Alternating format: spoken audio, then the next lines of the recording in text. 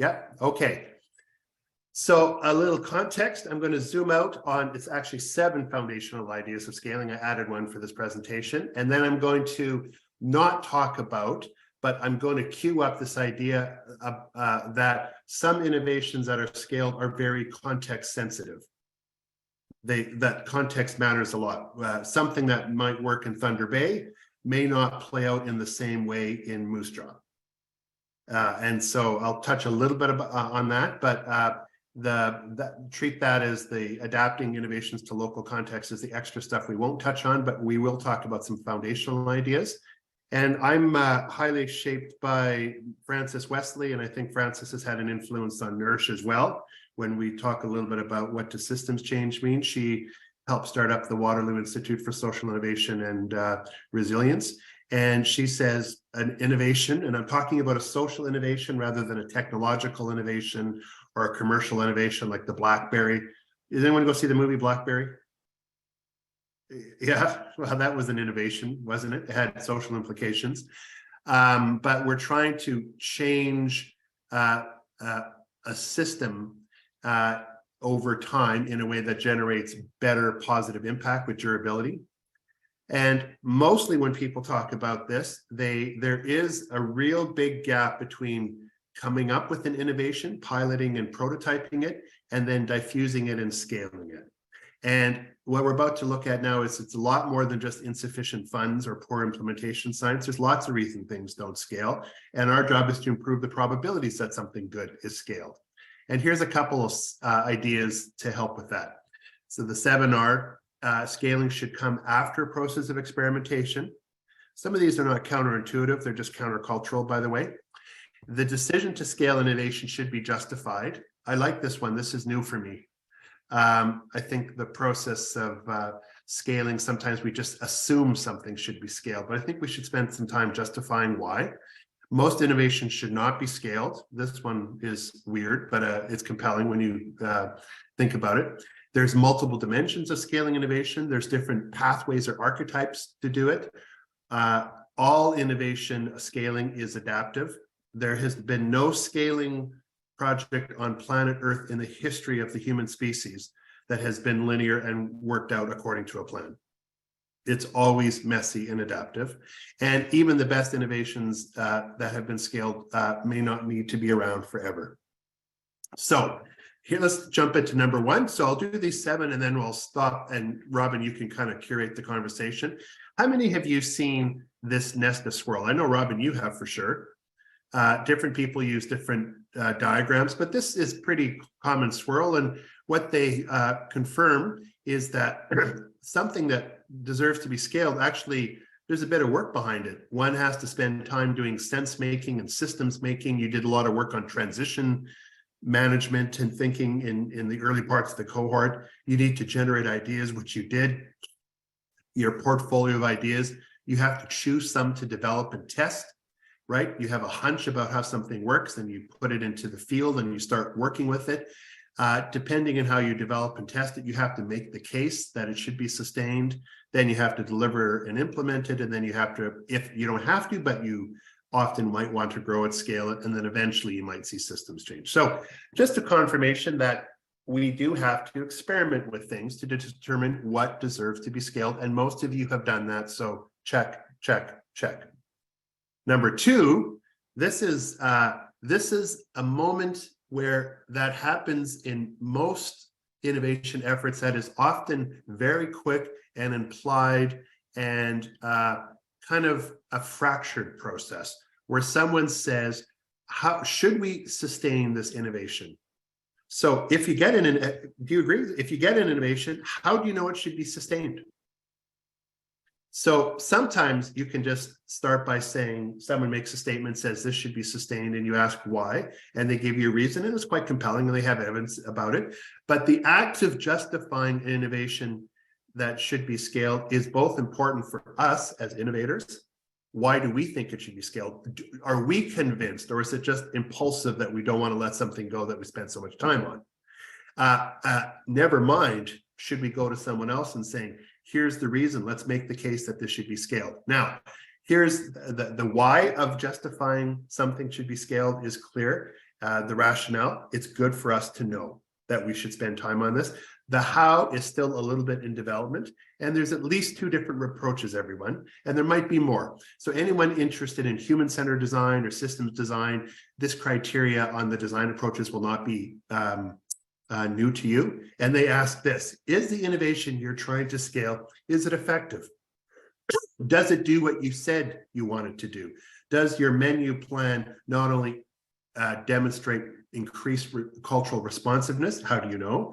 Does it reduce GHG emissions, if that was what you termed effective? So is it effective when it's set out to do?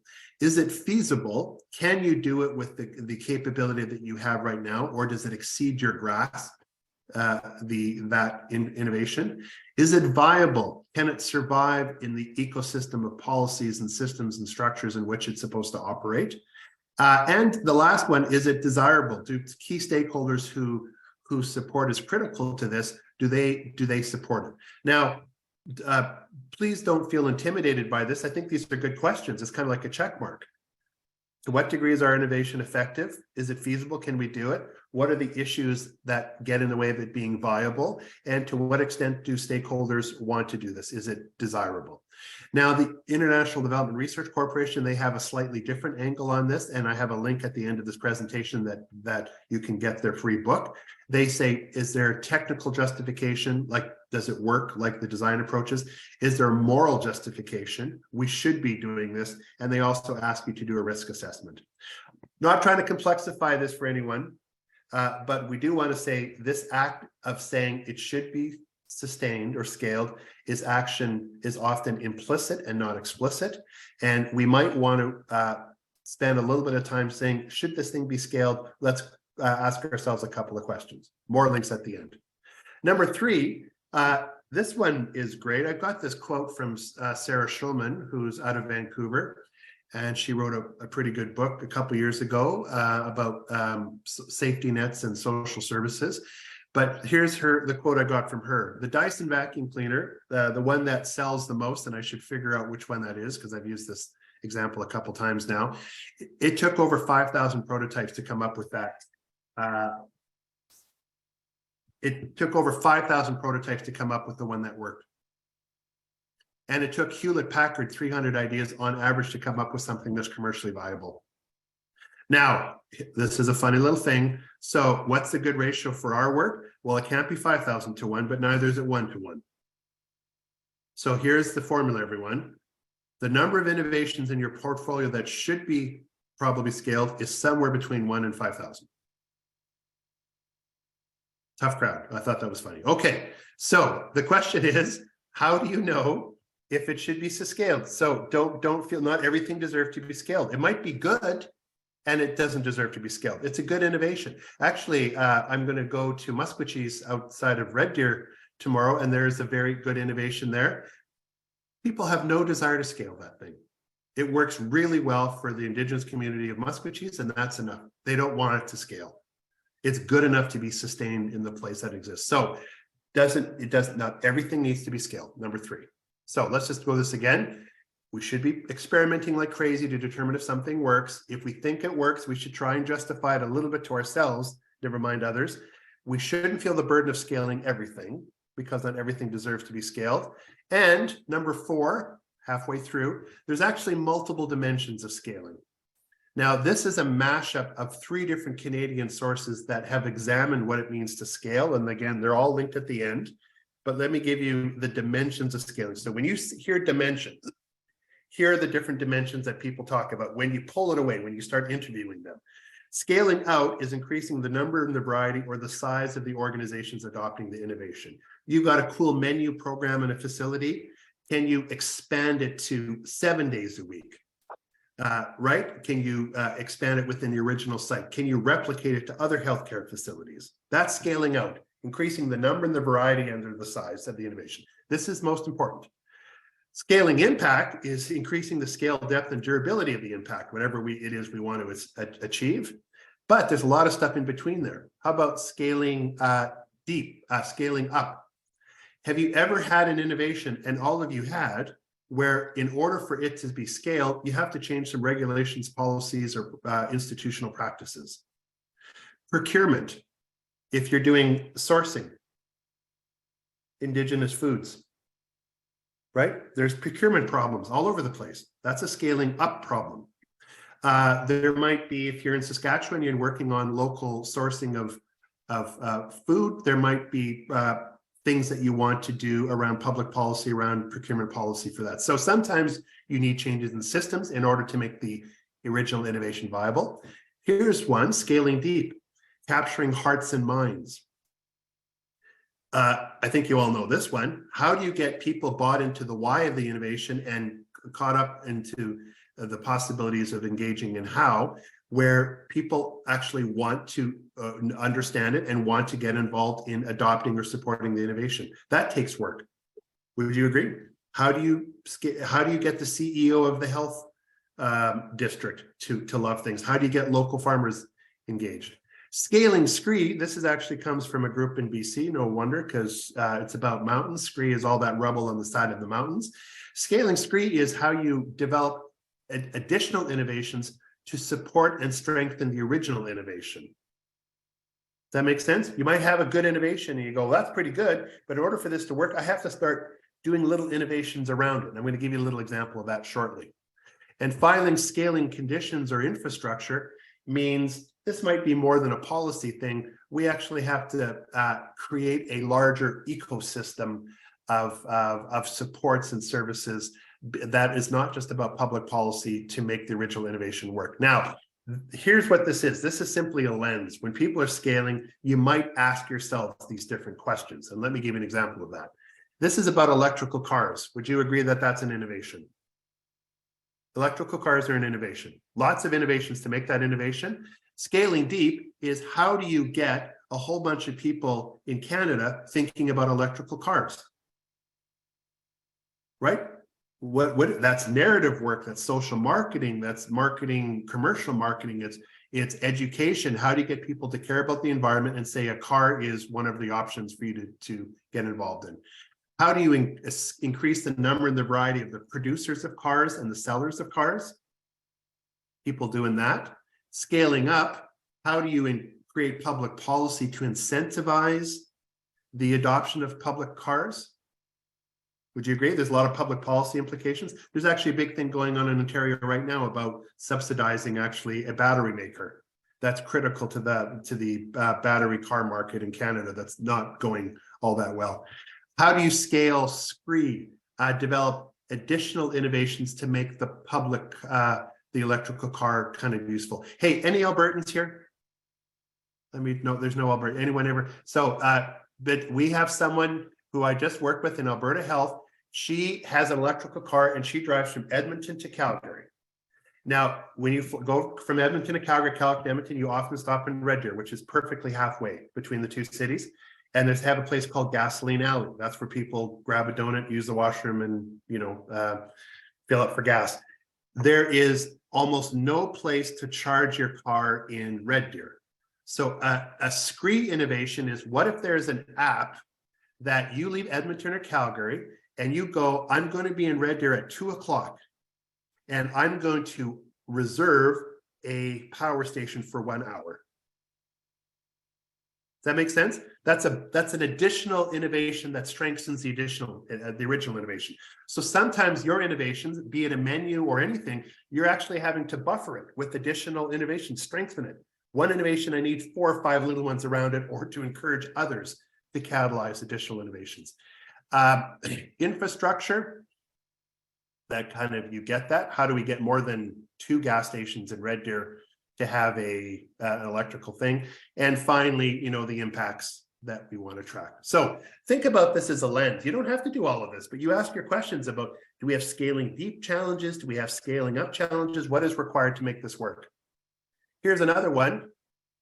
This is about the Martin Family Initiative is developing an Indigenous-based home visiting, early learning and care program.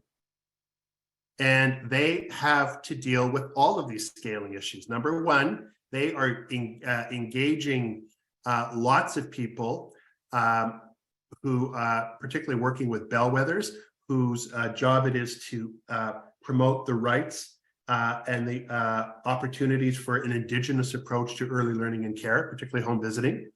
Number two, they are increasing the number of organizations in Canada by developing 20 organizations developing Indigenous-based early learning and care and home visiting programs. Number three, they created a very nice program outside of Red Deer in Musqueam, a famous First Nations community, where their program was really good, but they didn't have a sufficient number of Indigenous trained early learning and care workers. So they worked with the local university to certify a program and a curriculum that nearby people could go to the Red Deer College, get that certification, and therefore go back into the program. So that was more infrastructure, wasn't even public policy. Scaling SCREE, they actually in that program are realizing that their home visiting program requires all these other innovations, including innovative ways to help with public transit in rural communities, rural Indigenous communities. Scaling infrastructure. I mixed up scaling infrastructure and scaling up. Scaling up is getting the workers in the program certified by the province so they can unleash early learning programming dollars because the staff are trained. So they changed to public policy. Then they went to Red Deer College and created a certified program. So again, multiple dimensions of scaling. And if you think about those multiple dimensions of scaling, there's also different ways of thinking about our typical ways to scale. So if you're about to scale something, you might have different pathways. And here are the four most common ones, and there might be more. So let's not be ideological about these. Number one is you might simply want to grow the original innovation. Does that make sense? You don't want to go to another site. You're just saying, we're sticking here, but we want to grow it and sustain it. That's number one. What's the challenge? Find more resources to grow and sustain it. And when is that useful? When there's no pressure to scale it to other sites. That's a legitimate option. Number two, this is very familiar to the healthcare setting, is high fidelity replication. This is where you develop and test an innovation over time. If you can do it, Annie, we were talking about randomized controlled trials the other day. Sometimes you want a randomized controlled trial if it's a high stake intervention, right? And what you do is you codify the hell out of it. You turn it into a recipe. And then what you do is you encourage other people to have high fidelity implementation. Here's the recipe. What do we need to do to help skill you up and change your ecosystem so you can apply this recipe in your context, right? That's the recipe approach. When is it good? When effectiveness depends on high fidelity to the original recipe that's been tested. So that's really good. It's good for vaccinations, but it may not be necessarily good for everything else. What if you have an innovation that's a really good idea and you have some key features that cross different contexts, but you have to customize it to local circumstances. This is context-sensitive adoption. Make sense? Hey, let's do flower stuff. An orchid. Anyone ever try to go orchids? Orchids are rough little things, man. They're persnickety. They want perfect little ecosystems. So sometimes innovations are an orchid. You can't actually adopt it. You can't throw it anywhere. It's too sensitive to context. Sometimes they're dandelions. They can grow kind of anywhere, right? They're just really good ideas and they express themselves in different ways. So what we always ask is this a context sensitive or not a context sensitive innovation? And it might simply be a really good idea with some basic core practices and principles, but there's lots of room for local variation. And so what our job is to do is to say, here is the major idea, here are the principles and min practices, and here are lots of examples of people adapting it in different ways in different places. So let's go back to a menu example. If you have a menu in a hospital that's planetary menu oriented, that's the general idea. But can you imagine how that idea plays out in massively different contexts across the country? I happen to see Annie right now is one of the people on my screen. Annie, you have repatriation of food services. Can you just remind us of what that is in Vancouver? What's happening with the repatriation of food services? Yeah, essentially all the contracts are now going back to healthcare institutions. So whereas they were outsourced and primarily provided by companies, then everything is now the purview of Vancouver Coastal Health and other health authorities in the province. Sorry about the background noise. So Yeah, it thank you. provides a really good opportunity to change things and have a lot of ownership, but also puts the risk on the institution. So let's say whatever innovation comes out of that context, you may have some really good ideas, but you'd say, well, in Saskatchewan or Alberta or Ontario, we don't have the same ecosystem, and therefore, how do we take that general idea that emerged out of Vancouver and adapt it to our local context? It's going to manifest itself in context sensitive, unique ways. So that's another way, that's if things are really context sensitive. The last major way of doing this is the diffusion model. And the diffusion model is, look, we have some big ideas here, and we actually don't have a lot of resources. And what we're going to do is we're going to come up with really compelling exemplars with very good social marketing and champions, and provide supporting materials such as online communities of practice and resources. But we're going to kind of just spread the things and hope like crazy that they catch in certain contexts. But we don't have a lot of muscle to push that. It's going to happen naturally and spontaneously. There's other ways of thinking about this, but I wanted you to know that there's lots of ways to make this happen, all the way from growing an innovation to diffusion, things in between, and your own models. So that's number 5. The last 2 are pretty simple. If we had more time, I would tell you an example of scaling a mentoring program that people originally thought was a recipe, but turned out to be a context sensitive model. And so they had to do a lot of adaptation. But no matter what, this is always adaptive. You can't really plan the work and work the plan on scaling an innovation. You may have a plan and a strategy, and you have some opening moves, and then you're gonna be adapting like crazy. So you need a lot of developmental evaluation and real-time feedback to make that happen. And finally, I'm gonna confirm something that is obvious. Even the best social innovation over time may need to be reinvented. So for all our Ontario people, remember the Blue Blocks program? The Blue Box program was sort of one of the first recycling programs in Canada. It got developed out of an experimental process in the city of Kitchener, where they tried 4 pilots about how to encourage citizen-based recycling. The Blue Blocks program was the one that succeeded the most. And if we had more time, I'd give you the whole case study of how they scaled up, they scaled deep, they scaled scree, they scaled infrastructure, they did all these things. And it eventually got developed and scaled all across Canada in different formats, etc. But nowadays, there's a recycling crash, and I know I follow this stuff in Edmonton. The recycling industry has changed so much, in part because the market has changed and people are not buying recycling products anymore. And so people have to revisit the great innovation of the Blue Box and ask it ourselves to express that idea in new ways.